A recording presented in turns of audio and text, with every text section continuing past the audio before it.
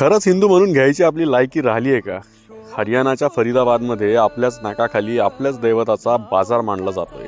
त्या मिलन बँकेट हॉलच्या मालकाची एवढी मगरुरी की त्याने छत्रपती शिवराय आणि महाराणी पद्मावतींचा फोटो थेट टॉयलेटच्या दरवाजावर लावला. अरे, ज्यांच्या नावाने मुघल थरथरायचे, ज्यांनी धर्मासाठी स्वतःचं आयुष्य वेचलं, त्यांचा उपयोग तुम्ही असा करणार? अशा वेळेस माझ्या मनात काही प्रश्न येत आहेत. काय छत्रपती शिवाजी महाराज फक्त महाराष्ट्राचे आणि मराठ्यांचेच आहेत का? अरे, ज्यांनी हिंदू पदपातशाही स्थापन केली त्यांना तुम्ही फक्त एका राज्यापुरतं मर्यादित केलंय? तिथल्या स्थानिक हिंदूंना आजपर्यंत तुमचे डोळे फुटले होते का? आणि हरियाणा सरकार तुमचं हिंदुत्व फक्त भाषणापुरतं आहे का? आपण हिंदू राष्ट्र बनवण्याचे स्वप्न पाहत आहोत आणि ज्यांनी हिंदू धर्म वाचवला, वाढवला, त्यांचाच हा असा अपमान आपण उघड्या डोळ्यांनी पाहतोय. छत्रपती शिवरायांचा अपमान आधी महाराष्ट्रात झाला, आता महाराष्ट्राच्या बाहेरही होतोय. येणारी वेळ अजून काय काय दाखवणार देवालाच ठाऊक.